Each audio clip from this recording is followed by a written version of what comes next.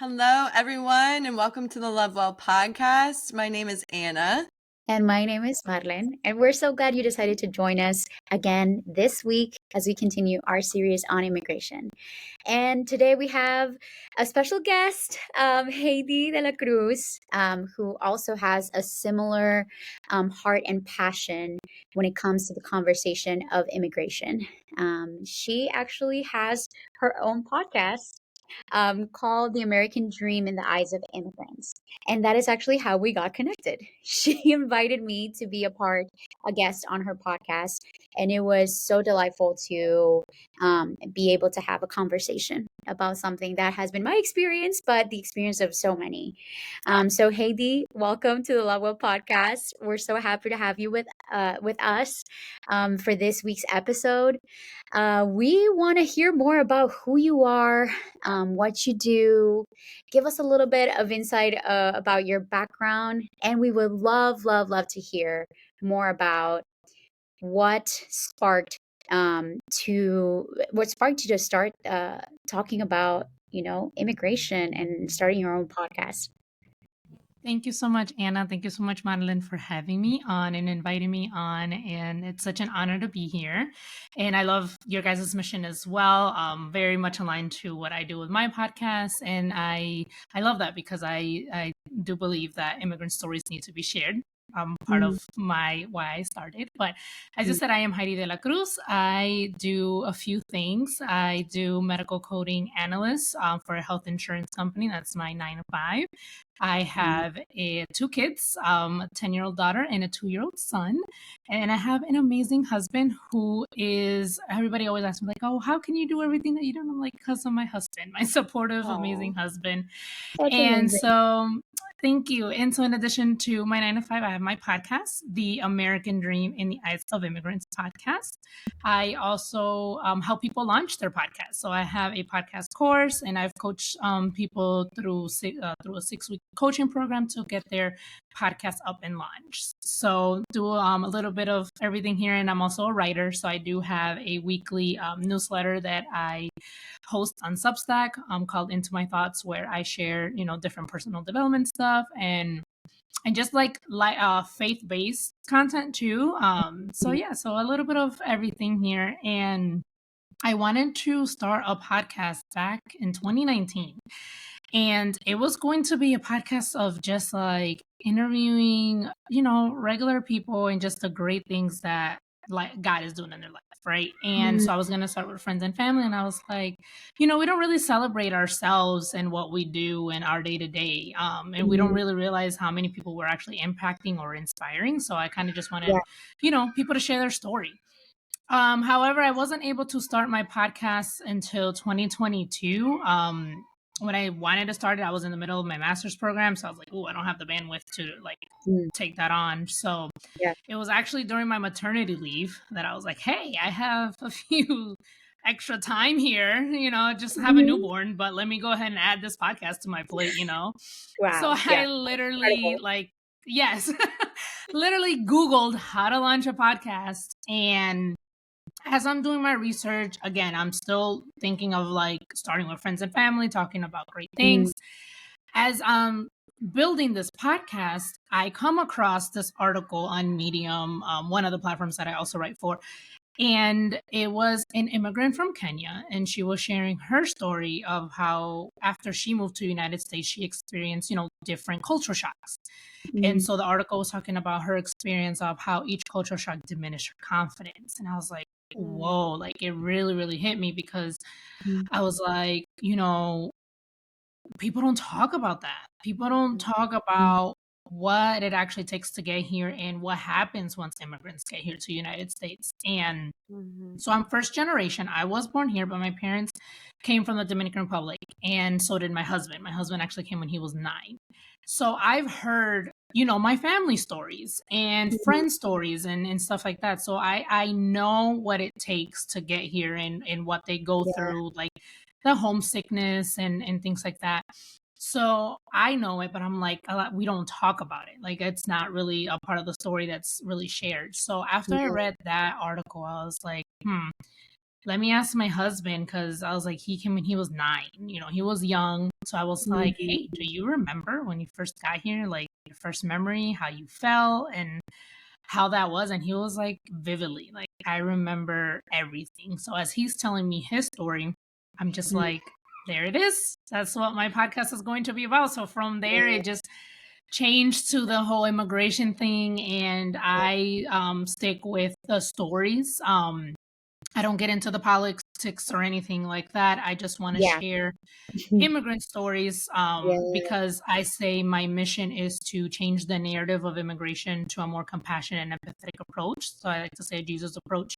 And I really feel that sharing these stories is the way to be able to let people be more compassionate and empathetic. So that's how the podcast got started, and it's been almost 2 years now. I cannot believe that. And I've just talked to so many incredible people, Mm. so many stories, learn about different cultures. And one Yeah. thing I've realized is that, people from all over the world, it's amazing to see how much we actually have in common than what we are different. And it's just like, oh, like they're telling me, their culture norms, and it's like, oh yeah, we do that in Dominican Republic too, or yeah, like my parents, and it's just been such an amazing journey. Well, kudos to you for starting the podcast by yourself, because I will say Marlene and I, we kind of have very similar story, I would say, as far as the topic of immigration goes, but Mhm. we always used to just meet at coffee shops and kind of catch up on our day-to-day life. Mhm. And Mhm. Marlene would share what was going on with her family and the immigration process that they're still in to get to the United States, and her story that I personally knew. So once I heard all of that, I was like, Marlene, we need to start a podcast. Like, I don't think a lot of people know about this. And this is Yeah. something that, like you're saying, is so, um, it's a way to create the compassion and create just like insight and enlighten people by sharing their story, right? Like, Yeah. because that's what I was like, Marlene, your story alone is enough reason for us to start talking about this. And Mhm. that was kind of where it built off of. And just like you said, we've had so many incredible guests already that we have been able to just learn from and grow from. But Yeah. it's honestly been such a beautiful journey. And so I love that we're connecting, because it sounds very, very similar to exactly what Yeah. you just said. Yeah, and what's been also so beautiful is you mentioned how we think that we're so different when we've come to see, and like, so we'll ask you at the end, like we close out with how can we love better, and we were expecting that, oh, everyone's gonna have a different answer. And it's been interesting that different people from all over the world, different parts of the world, have the same, sentiment. So it's just been fascinating to us, just how Yeah. alike, how we share so much common ground. How the we're more alike than different, really. Mhm. It just is expressed differently through our Yes. Right. culture, through our language, and that's the Yeah. beauty, and that's what we also, our heart with this podcast is to highlight that difference and that beauty, the commonality, the differences, all the in between, Yeah. the beauty, but also the hardships, so Mhm. we like Yes. to, because a story is not going to be like, oh, it's all great, because we're human and we live on earth. um and yet, how can we move forward and celebrate, and what is the role of God in all of Mhm. this, because Mhm. he is at the center of it, and we Another just thing that you hit on also that we have found through our guests that have been on this podcast is what you said about the confidence, like just like the knocking down their confidence, Mhm. and Mhm. just the toll that it takes to be in a Yeah. place that you don't know the language all the time, you Yeah. don't understand, the uh day-to-day things exactly. Mhm. Yeah. And just the fact that we literally have continually heard from our guests, like, the beauty of how God has used their story to realize that their identity is not found in those things and the freedom that they've been able to find through that. Like, we love to harp on that and focus on that because, like you said, it's not the political side of things with immigration that we really get into. It's more of like, no, like, your identity is not a mistake. Like, God made you exactly how he wanted you to be and created you to be able to, like, encourage and spur each other on with the differences that you have, not because that's like a setback, you know? Yeah, exactly. So what came to mind as you were saying that is Sofia Vergara, when her character, I don't know her name of the character in Modern Family, and there's like this little clip where she's like, do you know how smart I am in Spanish? Yes. And how hard it is to translate everything in my mind to them. And it's like, it's like, yes, like people take the accents as like intelligence and or ignorance, right? And it's like, no, sometimes there are doctors and engineers and nurses in their home country, professors, that come into the United States and they can't even practice their profession because they're just in a new country. And it's like, these people are brilliant, but they have to take, whatever job they can or start a business and something completely different. And so just because they hear an accent, some people unfortunately automatically assume that they're ignorant, but it's like, no, these people are actually even more intelligent because they know more than one language, Exactly. For sure. No, we've talked. American folk hear all that. We've talked extensively about accents and that being a reality in the experiences of people, the immigrants that move, to especially if they didn't grow up learning a second language. So it's just so interesting, to just hear the perspective and just being reminded of like, hey, accents are beautiful. Accents are just a way people express it in their own language. Yeah, it is. But we have to change the narrative and flip it, right? Flip it on its head and say, no, accents are not a sign of inferiority, So okay, Heidy, you've told us. I love that we could talk about this for hours, for sure. Just all the beautiful things, but we want to hear about you and your story. Tell us a little bit about your cultural background. I know you said República Dominicana, Dominican Republic. How was life growing up with, your parents being immigrants? How did that affect you? Can you bring us a little bit into what that was like? Well, growing up, I had to translate a lot. That's all I really remember, just having to translate so much. And my dad is a mechanic, so me being the eldest daughter having to translate, I also had to go with him to like the junkyards and the auto zone and all this stuff. Like if he had to return a car part, that was so dreading to me because it's like, I don't want to do this. But now as an adult, looking back, it's like, wow, like he needed help and I was the one to be able to help him. So growing up, it was a lot of translating. It was also a lot of, I don't know if it was cultural clash, but it was just like, why are we doing things this way when everyone does XYZ, right? But then it's like, it's your parents trying to keep some cultural norm in a new country, right? It's like, okay, yes, we are in the United States, but at the end of the day, we are still Dominican. We are still have our differences, stuff. But then there's also other things that they have adapted, as they move to a new country. Language, one of them, definitely. But also like, Thanksgiving. Thanksgiving is not something that we do in the Dominican Republic. We still celebrate our Christmas on the 24th, like we do in the Dominican Republic and stuff like that. So there's definitely that. It was just like, too American for my friends, too Dominican for my friends, too American for my family. When you would go visit Dominican Republic, they knew right off the bat that I was gringa, I wasn't Dominican, and things like that. And it was just like, no, but I am Dominican. What are you guys talking about? I speak Spanish. Like we eat Dominican food at home. And then it was also a lot of educating my friends, right? For my group of friends, I was the only Dominican.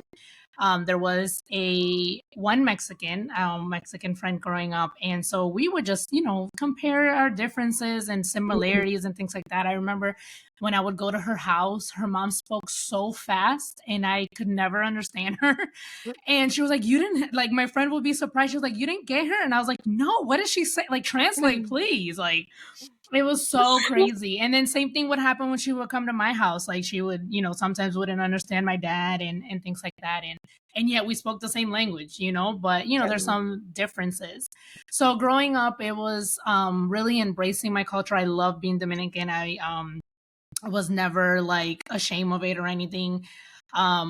Where I grew up, there used to be or I think they still do it, a Hispanic festival every year. And so like, I remember one year I was head to toe in the Dominican flag, just like representing and I look back at pictures, I was like, who did I think I was? Oh my goodness. But just always, having that pride, just being proudful of being Dominican and just loving our culture, our music, our food. Any chance that I get, I had to speak to someone in Spanish at school, like I would take it, because it's like, hey, like we speak another language, these people can't understand us. But Right. that's how it was growing up for me. That's I love awesome. that. That's awesome. So I'm curious. You mentioned I was too Dominican for my friends, but too American. So we've asked, because we've had a couple of other guests that are also first and second generation immigrants, and we've talked a little bit, tapped into the ni de aquí ni de allá phrase. Like, I'm not neither from here, neither from there. Do you feel yourself like, what does that come across to you like? Do you relate to that, or do you feel like you experience that? Can you tell us a little bit more about that?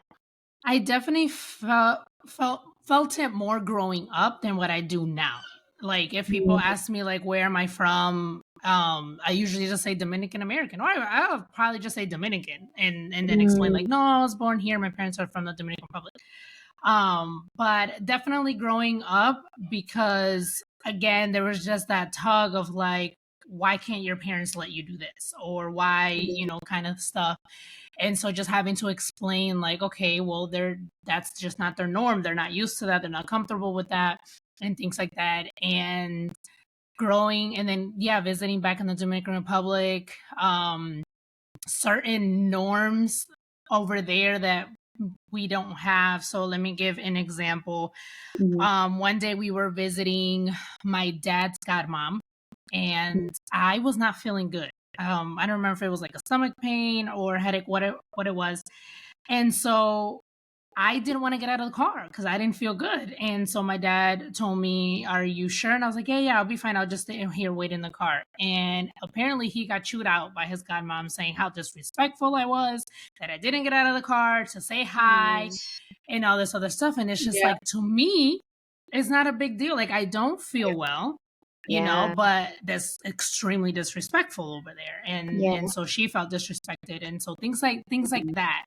And so even just recently, like, we went to the Dominican Republic in December for Christmas, and I remember I was getting my nails done, and I was talking to the nail lady and everything, and I was telling her how I was born in the United States. She was like, "Oh, but you speak really good Spanish," and I was like, "Yeah, because my parents always spoke to me in Spanish growing up and things like that."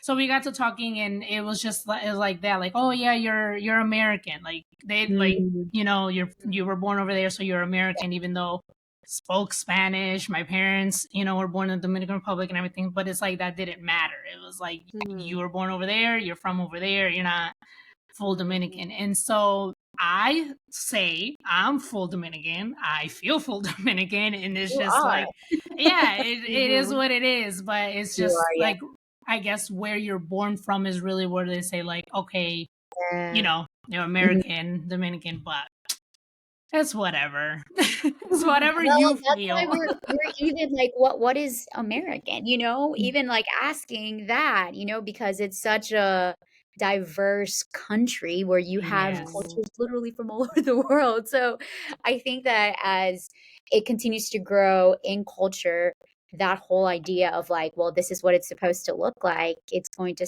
should start to, Yeah. vanish in that sense. Like we all have different like heritage and backgrounds, and Mhm. I mean, it's quote unquote the country of immigrants, right? So Yes.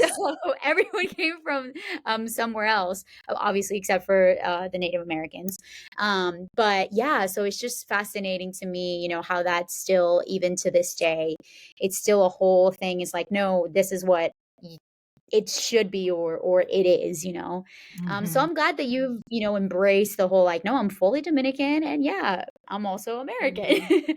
Mhm. Because That has we to have be to so hard. broaden for sure. Yeah. Sorry, I was just gonna say that has to be so hard just because, like you were saying, like, the pictures of you with like all the Dominican apparel and the flag on you and everything, and then it's like you go to that country and they're like, well, no, you're No. technically Hmm. American. Like, that's just such a, Exactly. like, whoa, Mm. I would be, yeah, that's tough. Yeah. Well, so you mentioned your parents immigrating here. I'm not sure when how old you were when you said that, but what's something that you're thankful for of them having the opportunity to immigrate here and kind of build roots in the States? Mhm. Yeah. So I believe how, I think my mom was pregnant with me when they immigrated, Right. actually. And so I was born in New York, and I'm just very thankful that they had the opportunity to come. I know things are definitely different now than what they were in the 90s and how the process goes. My dad did tell me a little bit of their story of, like, going to the consulate to get the visa, and going to the appointment and everything.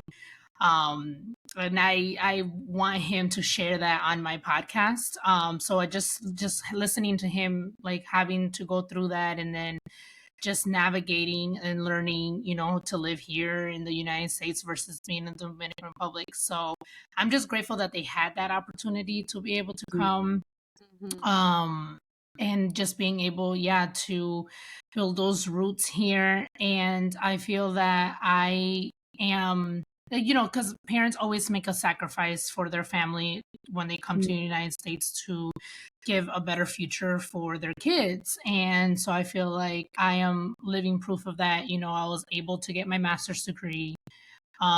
Neither one of my parents finished college, and so just me being able to do that, to like finish college, get my master's degree, and then just set myself up in a better place than they were, and then to build on that legacy with my kids, and so on and so forth. So I'm just very grateful they had that opportunity to come. I honestly don't know how my life would have been if they decided to stay in the Dominican Republic. um from what I've heard, my dad's side of the family, they were well off. So because my grandfather was a civil engineer. Yeah, he was a civil engineer. So he helped build a lot of the government buildings, a lot of the main bridges in Santo Domingo, which is the capital. So they were well off, Mhm. from what I've heard of my dad. So him coming to the United States was like, okay, you went from like being well off Mhm. to being an Yeah. immigrant, Hmm. poverty and Yeah. things like that. So I'm sure that was a big shock to him. Mhm. Um, but it's a decision that, my parents made selfishly, to be able to have a quote unquote, I guess, better opportunity here. Although now that I think about it, my dad went from wealth to like poverty. So I don't know. Maybe he should have stayed back in the Dominican Republic. Sacrifice for sure. Sacrifice for sure. Yeah. But no, yeah, I'm sure I will have to ask him that, actually. That's a good question. Um but no, I'm sure that Very cool. they don't regret the decision, because I mean, he's still here. I mean, like, he hasn't moved Yeah. back or anything. And Mhm. my sister's now studying to be a doctor, and I have a little brother, and so I'm sure it's really great for him to see his kids flourish in the way that we have. Mhm. Yeah. That's amazing. Thank you for sharing, for sure. So obviously, immigration can affect positively our experiences here, but also comes with hardships. Could you share with us what are some of those hardships that, because of your parents' immigration, I know you mentioned a little bit of like it was hard to have to be translator. Are there any other ways that it, was just hard to, or are there things that you guys experienced as a family or individually? Yeah, so I would have to say, yeah, the whole translating, and then I would just have to say my dad did get injured at work, and I feel like his process was extended um unnecessarily. And so it was just a really, really hard season for our family, to the point where like I had to start working at the age of 14. And Mm, so that was hard. Again, I was young, so I wasn't really like into that whole process, but it was like many years of just like going through that lawsuit, and it being extended, and things like that. And so that was definitely hard. And then him having to, find a proper attorney. And I don't even know if he had a Spanish speaking attorney. So it's just like him having to find an mm, attorney to be able to represent him properly, and make mhm. sure that it was an honest attorney that wasn't, going to scam him or anything like that. So that's the first thing that came to mind, was just like him having to deal with all that. And I'm sure it was scary for him trying to navigate the whole legal system without, knowing, and things like that. So Yeah, that's tough. And I'm guessing, was your mom working at the time or? yeah, so then she became the sole breadwinner during that period. So I'm sure like that was extremely stressful for her. Yeah. And so, yeah, I mean, like me having to work at 14, I was like, and I've been working ever since. So then, like, now I'm just like, I don't want that for my kids. Like, I want my kids to be kids, because, um, first generation, again, like just having to translate and be in adult situations, in adult, and helping adults make decisions. It's like you grow up very, very quickly, and know more about stuff that you shouldn't be knowing as a kid. So definitely want to do better for my kids. And yeah, definitely that's what came to mind. Thanks for sharing. So, did you grow up in a Christian home, or how was how did you see the Lord kind of like work through all of the hardships, and um during that time, like were you able to like lean on your faith in that way to kind of help you in that? I know that's obviously like, you know, a lifelong thing that we're all Yeah, working on, yeah, but how did you see God kind of like interact and move in that story, with your parents being here, but then also just growing up um, yeah. here? So we didn't grow. How do I put it? Like, we believed in God. We like, oh, we know like God exists, and that. However, like my dad used to take me to a Catholic church when I was younger, and then we kind of like stopped going to church. And Mm-hmm. then once he got together with my stepmom, we started going to church again. And so it was just like, yeah, we believe in God, but we weren't really like going, to church every single Sunday or anything like that. So there was always, our daily prayers, being grateful and thankful for everything and things like that. So when I fully started to like seek God and just being more rooted in the church and things like that, was when I was much older. I was like, Okay. a young adult. And so, yeah, so I, looking back, I definitely see God in everything, that happened, and everything that we went through, and things like that. But in that moment, again, we weren't really going to church or anything like that, but we know we did have our faith and our Mm-hmm. beliefs. Hmm. Yeah, I love that. I love that. That's Are you gonna awesome. say something, Ryan? Yeah, no, no, no. That's really great. Um, So I know that many times when we talk about, and I'm sure you've seen this as you have guests, and many people share about their experiences. Many times there's a Yeah. lot of assumptions about people's culture, and just lack of because of the lack of proximity that a lot of people have. Mhm. There is just, that is something very common that happens. What is something that you could share with us about your culture, that we could learn from you today, and for us, and for our listeners? Or something that you're proud of, like you Yeah. mentioned, Mm. you see yourself as like fully Dominican for the most Yeah. part. So it's like, Yeah. what is something that you're proud of? Like, I love to hear that. I honestly love how we celebrate everything, and everything is a party. Like, we will find an excuse to party for everything. No, but I honestly I love how loud Dominicans are, because again, it's just like, we're just such happy people. And it's crazy when you go back to Dominican Republic, it's like you see people with less than what they have in the United States, but then Mhm. there's just so much more joy, which Mm. is amazing to me.